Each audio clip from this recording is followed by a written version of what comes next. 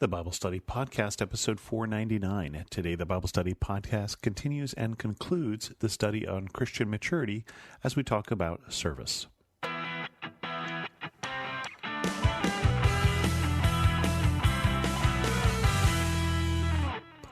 Welcome to the Bible Study Podcast. I'm your host, Chris Christensen. Thanks for joining me on this study of Christian maturity. We'll conclude it today as if one could ever conclude maturity, but we're going to talk about service, and it seems when we're talking about the things that we do that there's no better place to go than the book of James. So these are some verses from James chapter 2, verses 14 through 26.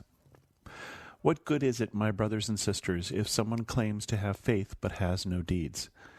Can such faith save them? Suppose a brother or sister is without clothes and daily food. If one of you says to them, "Go in peace, keep warm and well fed," but does nothing about their physical needs, what good is it? In the same way, faith by itself, if it is not accompanied by action, is dead. But someone will say, "You have faith, I have deeds. Show me your faith without deeds, and I will show you my faith by my deeds. You believe there is one God, good. Even the demons believe that and shudder. You foolish person, do you want evidence that faith without deeds is useless? Was not our father Abraham considered righteous for what he did when he offered his son Isaac on the altar? You see that his faith and his actions were working together, and his faith was made complete by what he did. And the scripture was fulfilled that said, Abraham believed God, and it was credited to him as righteousness. And he was called God's friend. You see that a person is considered righteous by what they do, and not by faith alone. In the same way, was not even Rahab the prostitute considered righteous for what she did when she gave lodging to the spies and sent them off in a different direction? As the body without the spirit is dead, so faith without deeds is dead. As we talk about Christian maturity, we need to talk about the things we do. We need to talk about service. Now, I have a sort of a personal story in terms of how I got involved in some of the things that I do, for instance, the prison ministry, that I don't know if I've shared on the podcast or at least shared recently. My home church, Bethel Lutheran Church in Cupertino, California, did a study years ago now, more than a decade ago, on the purpose-driven life, where we broke up into small groups, we encouraged everybody to join, and we read through the book. And I enjoyed the book, and I enjoyed some of the challenges that came from it, but little did I know that when we got to the chapter on mission, that it would have a profound impact on my life. When we were talking about ministry, the things that we do in the church, it was fairly easy for me to see what I did because I was at that time an adult education teacher within the church. I had for many years taught adult Sunday school and things like that since I was a young man coming out of college.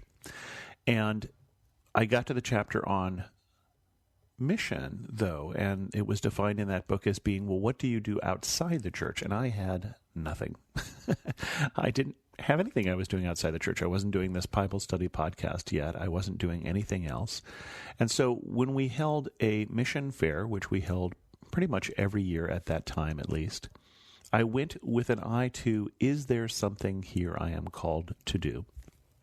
I had at the time high school-aged kids, and I knew that I liked teenagers. I liked them, and I liked their friends. I liked hanging around with them.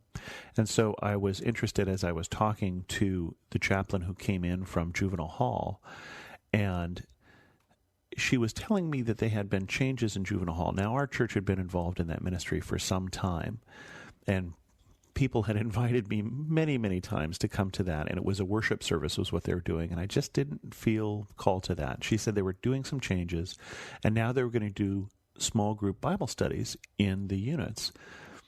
Well, there's something I know. There's something I can do. There's something that I feel more called to. And as we talked, my heart broke for the kids that she was talking about.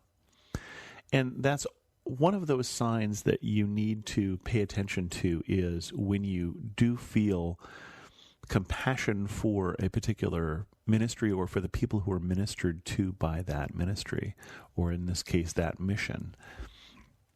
And so I got involved in prison ministry and have been involved for over a decade at this point. And I think about how we work out our faith. When we talk about a Christian maturity, James talks here about, if you want to show me your faith, don't just tell me you have faith, show it to me. Show it to me by what you do. That the natural outpouring of that fruit that is growing in us, that love, that joy, that peace, that patience, is to do something with it. And I think of two particular families. One is the Morrill family that we support, that are missionaries in France with InterVarsity Christian Fellowship, doing ministry in a college, and they're doing ministry to foreign students, particularly to Muslim students who come in, who would have no opportunity to hear the gospel in their country, where it may in fact be illegal to proselytize, but who have this unique opportunity of being in a country where it is not illegal. They are expressing some of that love for people who don't know Jesus in this ministry. And every day my prayer for them is to bless the ministry, and the prayer for the church is that we could show more of that love that I see them showing to people who don't know Jesus. They exemplify for me some of that. How does love work its way out? What does it mean to love those who are enemies, maybe even? Love those who don't know God. Love those who are not like us. And I see that in their ministry. And the other people I think of is another couple that we support who are in Austria, who are in Strasbourg in Austria, and they're doing a couple different ministries. They're doing a ministry with a choir that is bringing hope to the town of Munchhausen, which was a place where a concentration camp was in World War II. It's a town that is spiritually scarred. And also doing ministry to kids who are younger than drinking age, but are drinking anyway in the bars on the weekends and getting passed out drunk. And they're doing a ministry called Street Angels, where they go and they care for these kids. It's not just a ministry where they go and they preach at kids. In fact, I don't know that they do a lot of preaching. They do a lot of listening. They do a lot of caring for. But when I meet with them, when they come back in the summer and talk about what's going on and their family talks about things, I see in them a great joy for service. And again, I think part of that maturity is taking that joy, that love for Jesus, that joy of being a Christian and being able to connect to the presence of God and expressing it. And they express it in music, and they express it in this care for drunken and sick kids. And every day my prayer is for their ministry, but my prayer is also for God's church, that we could have the kind of contagious joy that I see in them.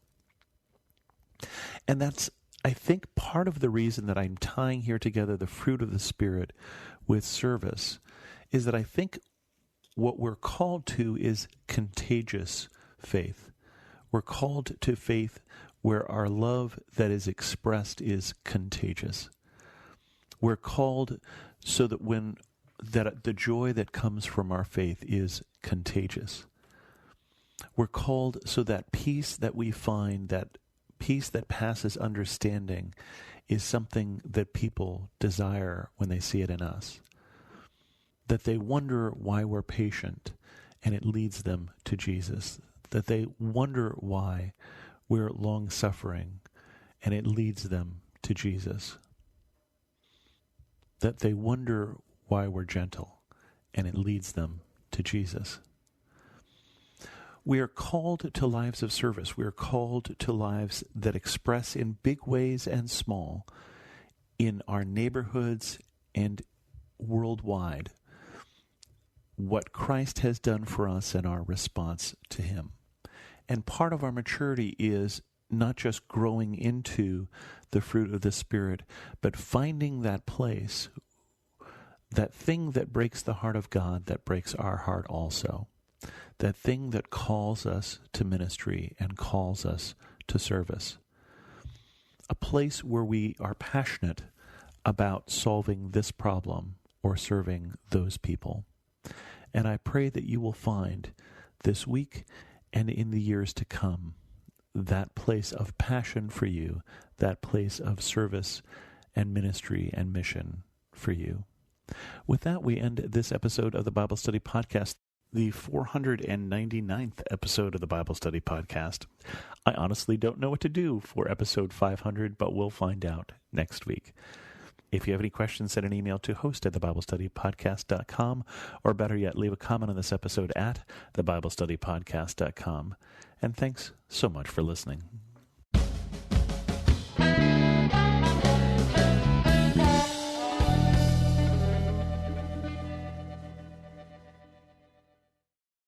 Are you seeking a deeper connection with God, but just can't seem to find time to make prayer a priority? Introducing Mindful Christian Prayers. Whether starting your day or winding down at night, this show is your resource for spiritual renewal. Each episode features short guided prayers, scripture readings, and moments of silence to help you reflect and connect with the Lord, no matter how busy your schedule might be. Tune in now at lifeaudio.com or your favorite podcasting app to embrace the power of prayer and deepen your faith with Mindful Christian Prayers.